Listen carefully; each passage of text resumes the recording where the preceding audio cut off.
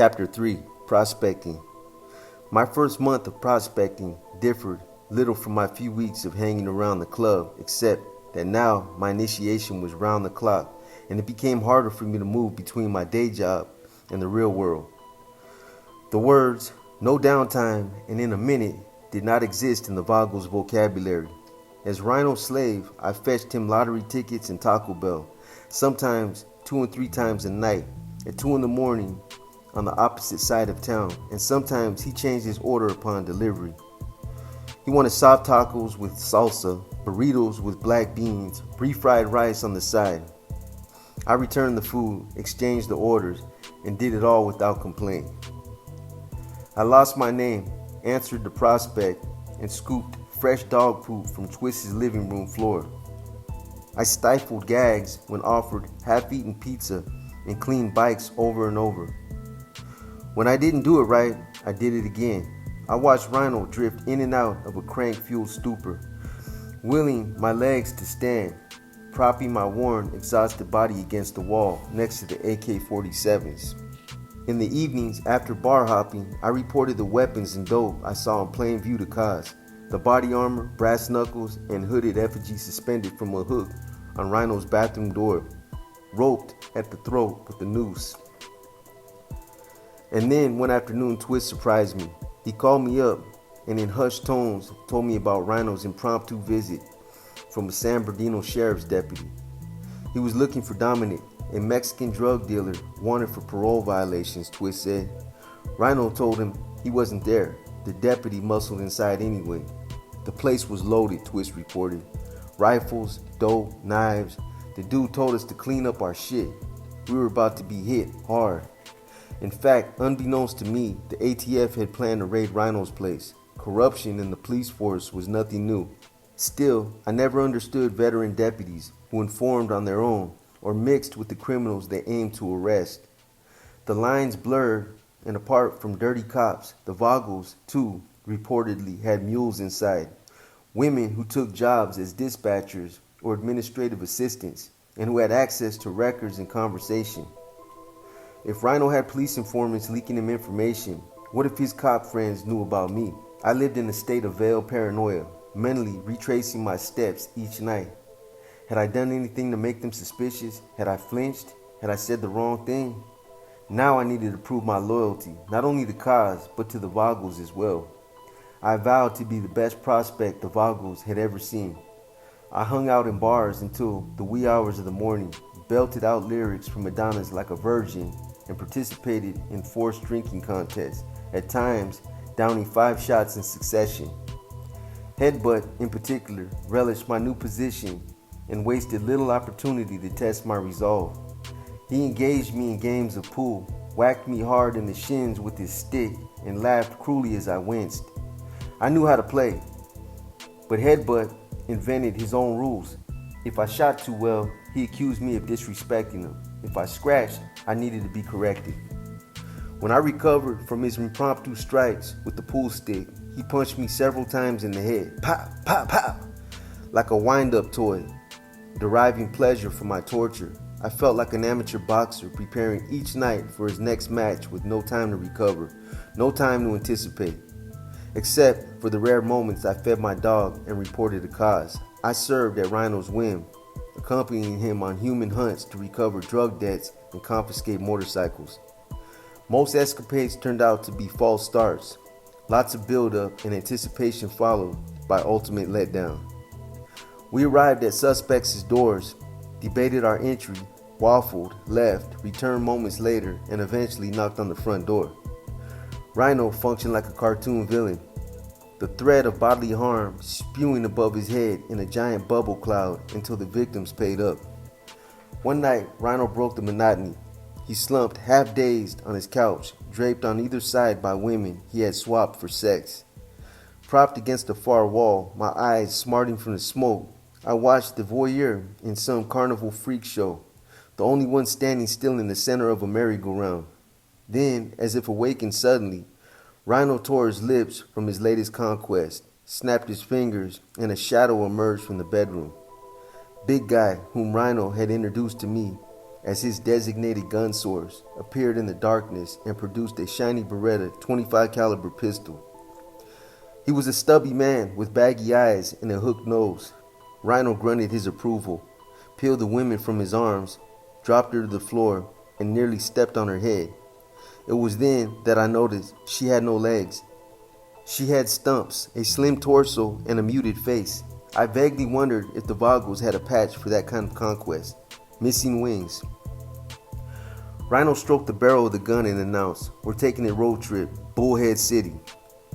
I knew better than to ask for details. Still, a chill coursed through me. What was in Bullhead City, an armpit nearly 200 miles away on the Colorado River in Mojave County, Arizona? And what did Rhino plan to do with the gun?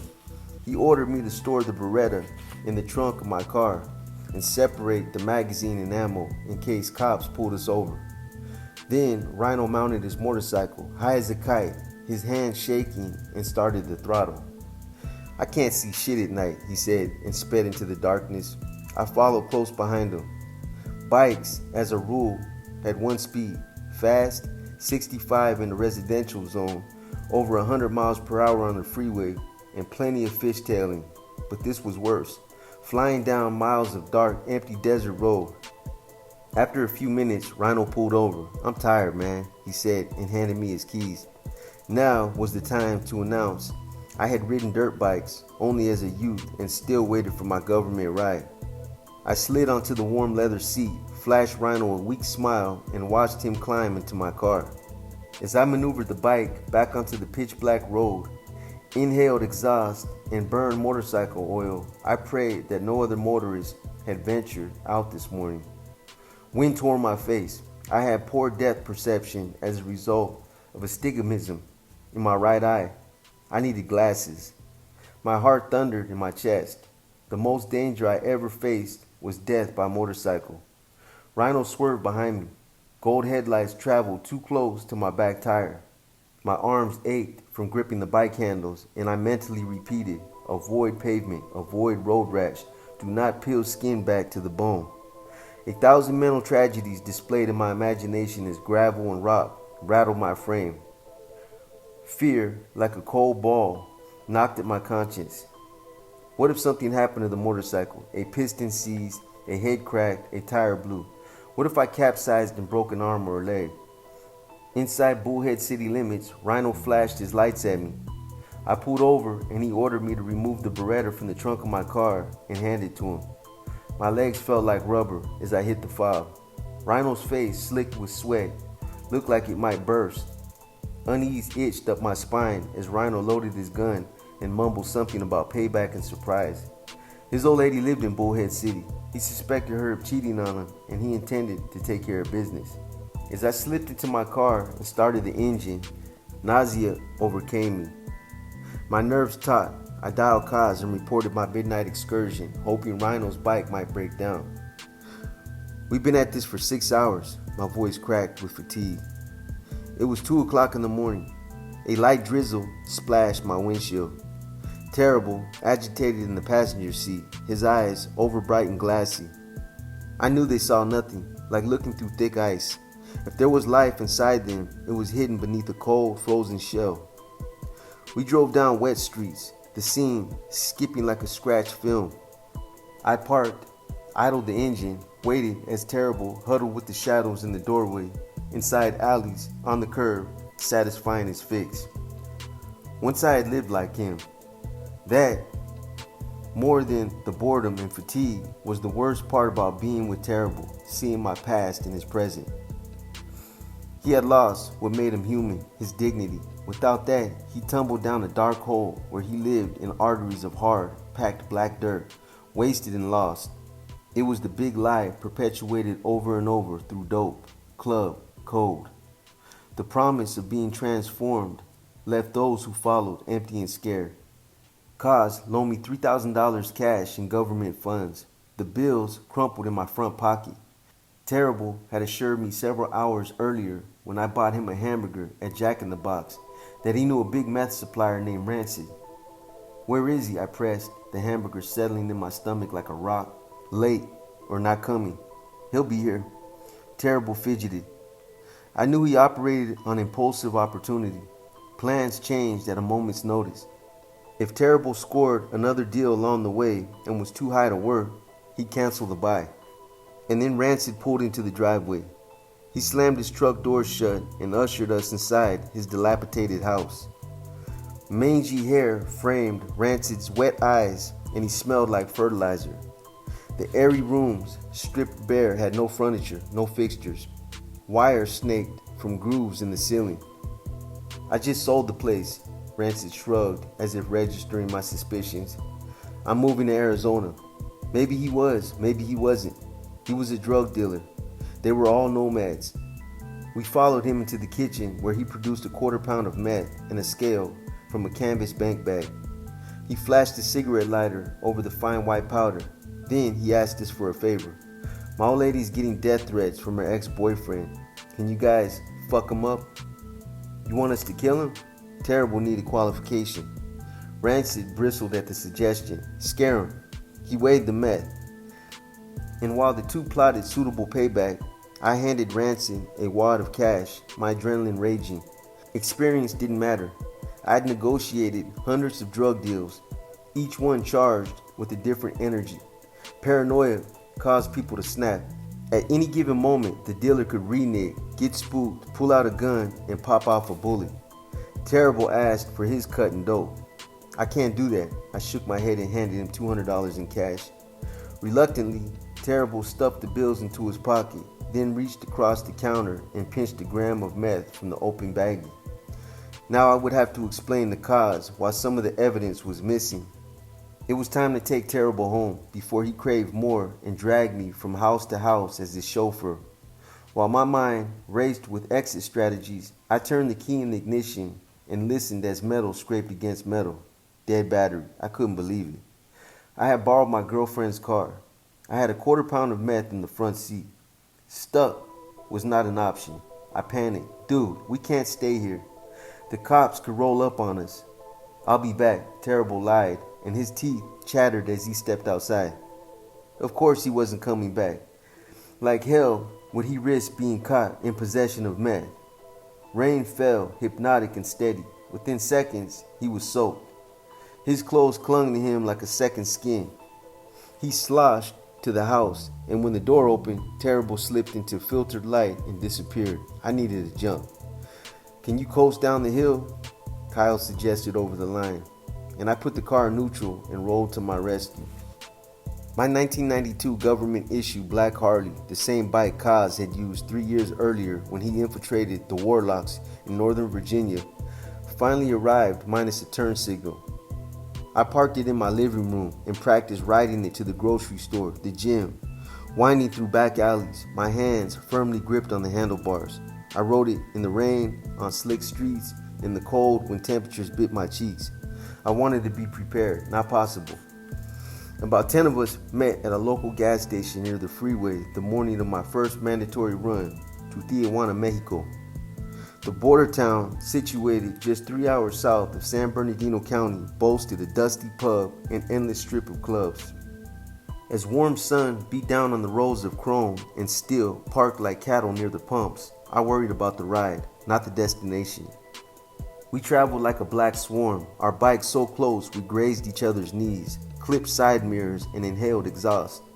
The experience, reminiscent of stock car racing, left me breathless and anxious as I split traffic and roared 95 miles an hour down the freeway. My hands shook so badly they tingled. When we finally arrived in the dusty Mexican town that smelled distinctly of gold, we recovered in the Tijuana pub, a dive on Avenida Revolucion, sandwiched between tin sheds that brimmed with white handcrafted artifacts, jewelry, fine leathers, and perfumes. Tourists found us amusing, a novelty they photographed and tucked inside their purses. But the more they flashed their cameras at us, the more agitated Psycho became. Cords in his neck bunched, and by his fifth beer, I volunteered to retrieve the film. Sorry, ma'am, you can't take our picture. I towered over a slim woman in a floppy flower hat and large white sunglasses. Her jaw slacked in surprise. Her silver bangles clinked as she Her silver bangles clinked as she erased each shot. Satisfied that the evidence had been deleted, Psycho spent the next 8 hours exploring strip clubs. He dragged me along for good measure. I began to wonder what I was doing, as one club resembled the next, each pole dancer more vapid than the last. As the sun dipped below the horizon, Sonny handed me my helmet.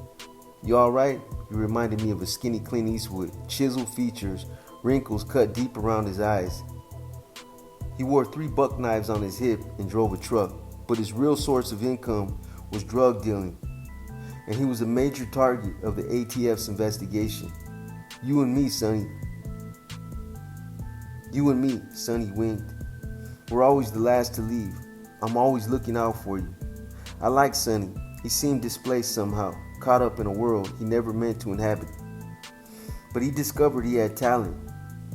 He was well liked, respected. It was hard to leave that persona to return ordinary.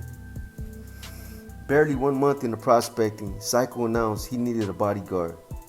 His old lady had split on him, and he now had renewed interest in bar hopping.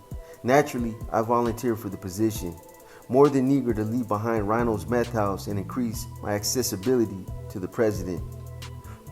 But my first night at Mickey McGee's nearly proved to be my last in the investigation.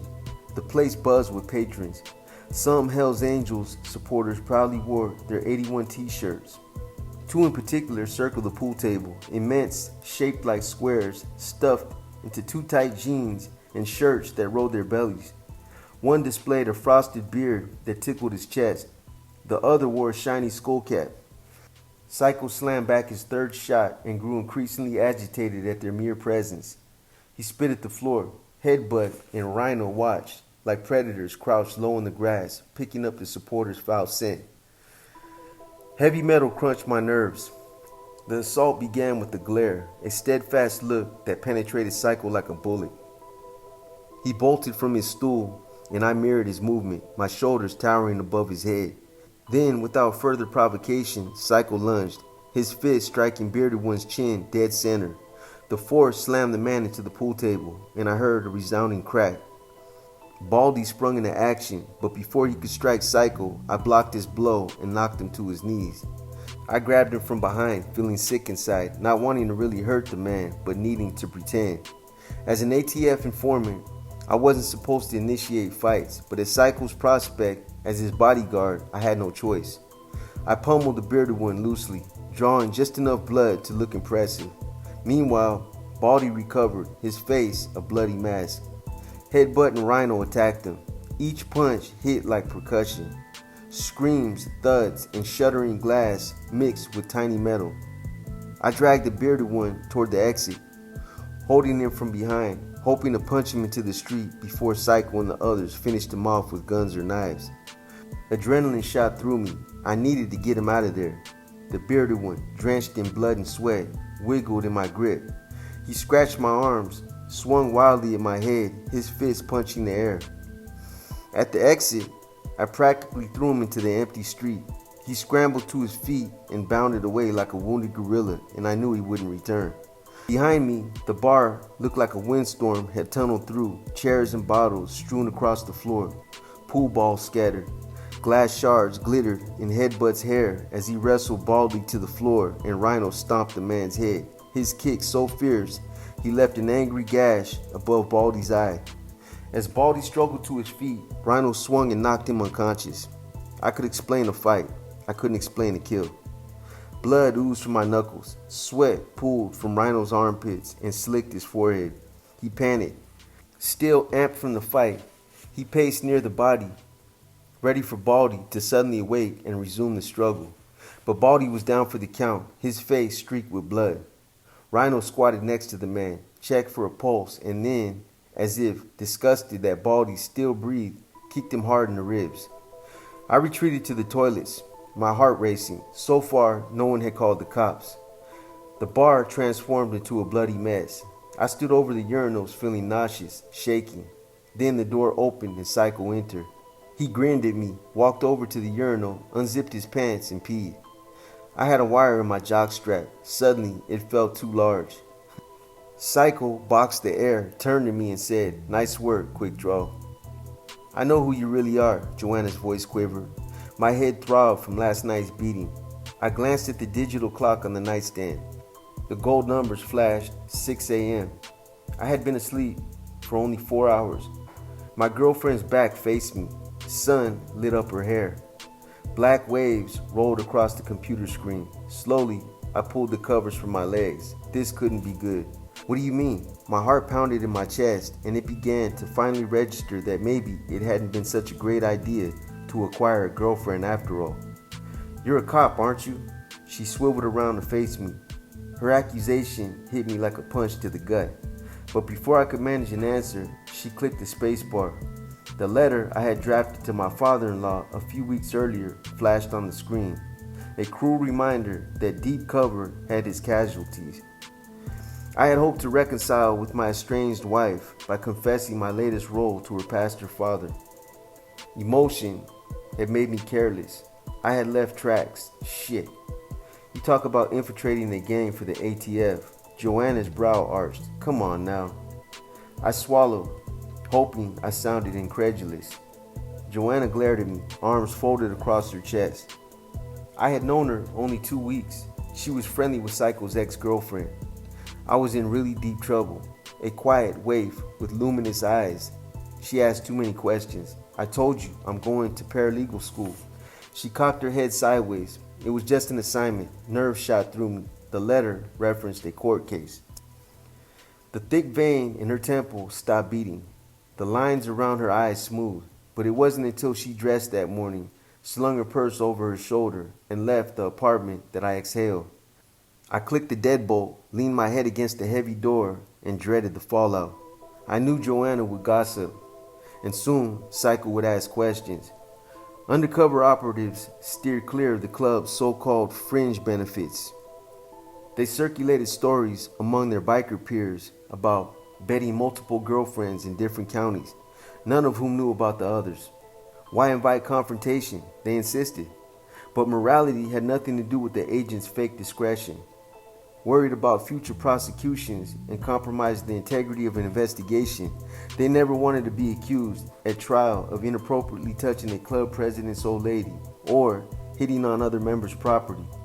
But as an informant, I had fewer restrictions, or so I thought. And although I knew there would be some risk involved in acquiring a girlfriend, Joanna surprised me. And now I had a problem. If I suddenly dumped her, she would get suspicious. If I kept her, she might keep digging. I decided to take a risk. I kept her.